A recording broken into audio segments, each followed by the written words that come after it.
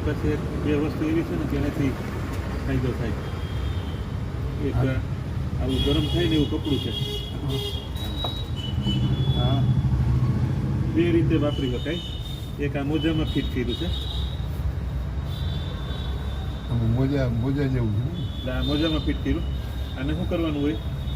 અને ઊંધું કરી અને ભીનું કરવાનું હોય, પાણીવાળું ભીનું કરવાનું. પછી અહીં પહેરવાનું બધું. હા એટલે અહીંયા થોડીક વાર પછી છે ને ગરમ થવા માંડે, અહીંયા તમતમ થવા માંડે. જેટલી ખામી વધારે હોય ને એટલું ગરમ વધારે થાય. એમ એ ટૂંકમાં છે ને એને ડોક્ટર લિગામાઇટ ને આવું બધું જુદા જુદા ખેલ કરાવવાનું કે આ ઉંમરે મેં કીધું કાંઈ નથી કરવું આવા લિગામાઇટ. લિગામેન્ટ છે ને બોલો એની વચ્ચે ટૂંકમાં બ્લડ પહોંચે નહીં ને એટલે ચિકાસ વહી જાય ટૂંકમાં. હા એટલે બે લિગામેન્ટ છે ને લિગામેન્ટની બે બાજુ હાડકા હોય ને હા એની વચ્ચે લિગામેન્ટ હોય, એને બ્લડ ન પહોંચે ને એટલે સુકાઈ જાય ટૂંકમાં. હા બ્લડ તો પહોંચતું હોય, હા એસિડ વાળું પહોંચતું હોય. હા એટલે જે જમ્પ લેવું જોઈએ ને ટૂંકમાં ચિકાસ મળવી જોઈએ ને એ ન મળતી હોય. હા તો આપણે આપણી સિસ્ટમમાં ખાલી એટલું જ ચેન્જ કરીએ છીએ હા કે અંદર બ્લડ પહોંચે ને હા એ શુદ્ધ ચિકાસ વાળું પહોંચવા માંડે. બરાબર. એ કરવા માટે શું કરવું પડે? એસિડ અહીંયા જે જામ થઈ ગયું હોય ને હા એ કાઢવો પડે.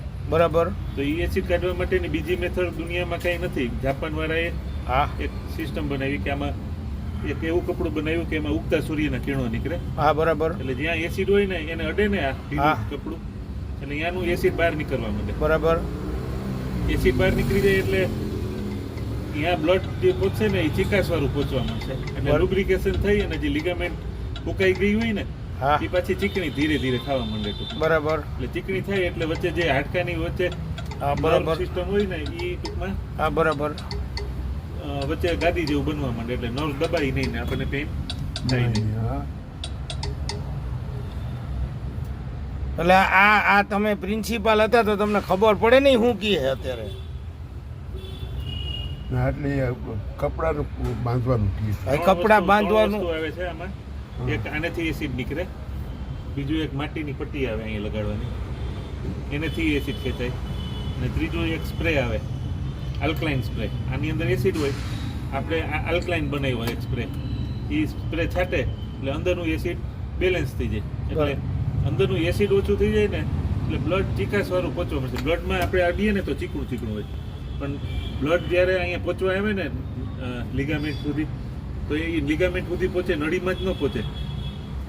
એ નળીની બહાર નીકળે ટૂંકમાં, કેપિલરીમાં. એ કેપિલરીમાં જેવું બહાર નીકળે ને એવું એસિડ અહીંયા પડ્યું હોય ને એની હારે મિક્સ થઈ જાય. એટલે એની જે ચિકાસ હોય ને એ ચિકાસ નીકળી જાય. એટલે આ કોઈ બધાને જેને તકલીફ પડે ને કમરની તકલીફ ને એમાં બધામાં ચિકાસ જ બંધ થઈ જાય. વાંકાવરીને સીધા થવા જાય ને તો અહીં ચીપટી આવે એટલે સાયટિકાની અસર થાય ટૂંકમાં. હા એ એસિડ કાઢી નાખીને એટલે અહીંયા બ્લડ ચિકાસ વાળું પહોંચવા માંડે એટલે આ લહરવા માંડે નળિયું. બરાબર. એટલે દુખાવો બંધ થવા માંડે. ચીપટી ન આવી જોઈએ. તો આપણે અત્યારે કયો ઉપાય કરશું? તમે કયો ઈ કરવાનો છે? આપણે તો દાદાને દુખવાનું હોય અત્યારે એ મટી જાય. બે ટૂંકમાં વસ્તુ વાપરવાની. એક આ બે આમ બે મેથડ છે ટૂંકમાં કે આ સીધે સીધું ઈ પોતે દરજી કામ જાણે છે એટલે ઈ આવું એની પાસે મોજું છે. આ સીધે સીધું મોજું છે, પણ આ કપડા કરતા હવે થોડુંક આ કપડું છે ને તાકાતવાળું આવ્યું છે. હા આ જમ્પલી એવું. હા અમે પછી મારા મધર ઉપર આનો ટ્રાય કરી ને હા તો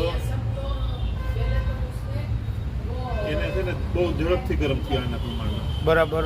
એટલે અમે અહીંયા છે ને એને કેવી રીતે ટ્રાય કરી, આટલું કપડું કાઢ્યું ગોઠણ, હા ને પછી અહીંયા દોરી કપડાની દોરી જેવું ફેરવી દીધું લાંબુ. બરાબર. એને અહીંયા બાંધવા માટે દોરી તરીકે બાંધવામાં કામ. બરાબર. ભીનું કરી અને આ થોડુંક જ ભીનું થાય, હા અને આ આખું ભીનું થાય. એટલે આની ઇફેક્ટ 5 ગણી આના કરતા છે ટૂંકમાં. વાહ વાહ વાહ. પણ એ હજી અમે આવા મોજામાં હજી નથી નાખ્યું. એનું કામ શું છે કે ઓલી જે પણ જોતું હોય ને એ આવી રીતે દોરી બાંધી લે. જેવડું જોતું હોય ને એવું કપડું. હા તો કપડું જ લઈ જવાનું ને તમારી પાસે. કપડું લઈ જવાનું, એને દોરી બનાવી અને ભીનું કરીને આ પછી ગોઠણને બદલે એ કાનમાં વાપરે તો મટે. કાન દુખતા હોય તો હાલે, કમર દુખતી હોય તો મટે. જ્યાં વાપરો ત્યાં મટે ટૂંકમાં. જ્યાં દુખાવો થાય ને મટાડે. જ્યાં એસિડ હોય ને ત્યાં ગરમ થાય. તમે ખાલી અહીંયા રાખો ને 1 મિનિટ તો આખો ગાલ તમતમવા માંડે. ભાઈ બરે એટલે એમ નહીં કહેવાનું કે શેનું બરે છે. હા તમતમે બરે તમતમે. એસિડ નીકળે. ટૂંકમાં તો અંદરનું એસિડ બહાર નીકળે. ટૂંકમાં દુખાવો મટી જાય. આ ધીરે ધીરે એમાં બ્લડ પહોંચવા માંડે ને હા. એટલે ઓલી ઢાંકણી સુકાઈ ગઈ હોય ને, ઢાંકણી નહીં, લીગામેન્ટ સુકાઈ ગયા હોય ને એ પાછા તાજા થવા માંડે. એટલે કેટલા સમય બાંધવાનું કપડું? 24 કલાક બાંધવાનું. 24 કલાક. દિવસ કેટલા? એટલે 2-4 મહિના સુધી. આ ઈ એસિડ નીકળી જાય ને એટલે તમને છે ને ગરમ થવાનું બંધ થાય ને એટલે સમજવાનું એસિડ નીકળી એસિડ ગયો. નીકળી ગયું. કરાવેલા 2-3 દીમાં રિઝલ્ટ મળે એવું? 2-3 દીમાં ન મળે. રાહત તો થઈ જ જાય. 2-3 દીમાં રિઝલ્ટ ના મળે? એ તો એસિડ કાઢે બ્લડ તો પૈસું ન હોય ચીકાશવા. રાહત થાય ને પણ તમારે તાજું હોય ને તો 2-3 દિવસમાં તો હાવ મટી જાય. હા અત્યારે તો રાહત તો થઈ જાય ને પણ 2-3 દિવસમાં રાહત થોડી ન થાય. ન થાય. રાહત માટે નથી, આ મૂળથી મટાડવા માટે. એસિડ કાઢવાની વાત છે. એસિડ નીકળી જાય એટલે કઈ 3 દિવસમાં એસિડ નીકળી જાય એટલે બ્લડ પહોંચી ચીકાશ વાળું ખાવાનું બને ને. ટાઈમ લાગે એમ કહે છે સાહેબ. બાંધવું તો મૂળથી પડે. મટાડવાનું છે આ મૂળથી. મૂળથી મટાડવું હોય તો કાયમી માટેનો રડથી મટી જાય.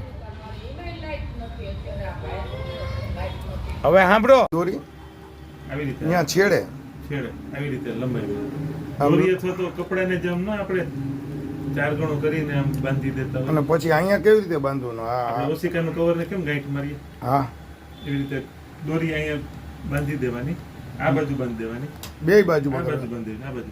ચારેય બાજુ ટૂંકમાં નાકા કરી હા, એટલે નાખવા. અહીંથી આમ બંધાઈ જાય ને, આવું સિમ્પલ. હા આ બરાબર પાકું હાલો. ટપકા અંદર આવવા જોઈએ. અહીંથી આમ ગઈ પાછી આ બાજુ લઈને બાંધી દેવાની અહીંયા. આની કર લઈને અહીંયા બાંધવાની 2 બાજુ.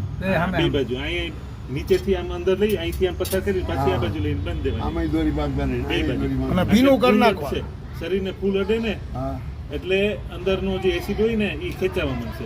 એમ. ખેંચાતી વખતે શું થાય? તમને ગરમ લાગશે અને તમતમ થાય.